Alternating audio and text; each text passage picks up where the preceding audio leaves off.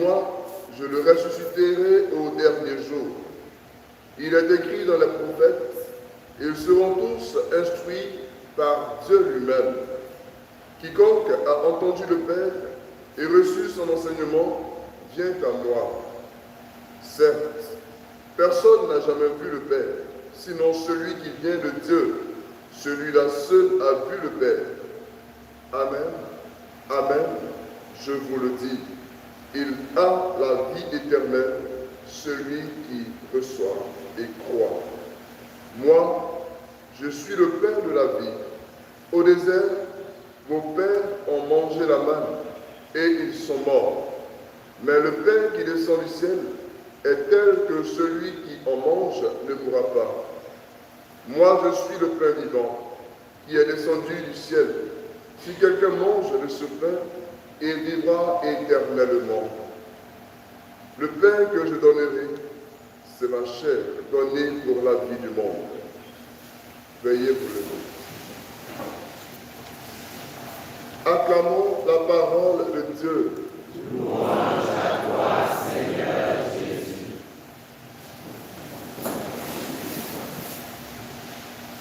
Chers frères et sœurs, ce matin, j'aimerais que nous puissions axer notre méditation sur la première lecture, où nous contemplons l'épisode de l'eunuque éthiopien et de Philippe. Voyez-vous, dans ce parcours, nous pouvons y découvrir la valeur de la catéchèse. Il y a que l'eunuque, c'est un grand de son pays, donc il a une certaine notoriété. Mais il découvre la parole de Dieu et il essaie de la comprendre. Mais il bute sur la compréhension. Et le Seigneur a destiné Philippe sur son chemin pour pouvoir lui expliquer et lui permettre d'entrer plus en profondeur dans cette compréhension de la parole de Dieu. Et au terme de cette explication, de cette expérience du parcours de la parole de Dieu, l'eunuque décide de se faire baptiser. Aujourd'hui, c'est ce parcours, c'est ce processus que nous observons lorsque nous souhaitons la catéchèse avant le baptême, avant la première communion, avant la confirmation. Pourquoi? Parce que ce sont des rites initiatiques. Les trois sacrements que je viens de citer sont les sacrements dits sacrements de l'initiation chrétienne. Et il est heureux que nous puissions en parler, parce que nous sommes des cultures qui, pour la plupart, sont des cultures initiatiques.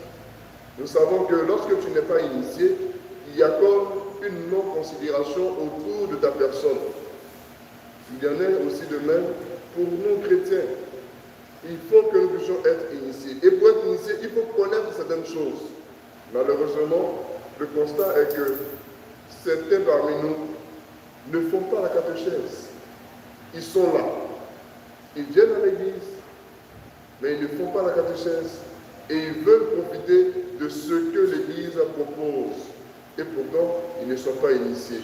Et quand il y a une situation, ils sont là à critiquer l'église parce qu'ils ne peuvent pas bénéficier de certaines choses, de certains privilèges. Chers frères et sœurs, à travers cette parole d'aujourd'hui, redécouvrons la valeur de la catéchèse. Acceptons de venir nous faire former pour profiter des sacrements. Ne négligeons pas le parcours catéchétique. Ne pensons pas que 3 années, par exemple, c'est long. Non, ça passe vite lorsqu'on adhère et on ne voit même pas le temps passer et le sacrement est là, à notre porte. Parce que être baptisé, prendre la communion, être confirmé sans avoir été formé à la base, c'est un danger pour nous-mêmes et c'est un danger pour les autres. Acceptons donc de nous faire former pour véritablement profiter des sacrements qui nous sont offerts à travers le baptême, à travers la première communion, à travers la confirmation et les autres sacrements qui existent également dans l'Église. Car la catéchèse, c'est découvrir Dieu et c'est Dieu que nous recherchons à travers les différents sacrements. Puisse le Seigneur nous instruire toujours sur l'importance des choses que nous propose la Sainte Église. Amen.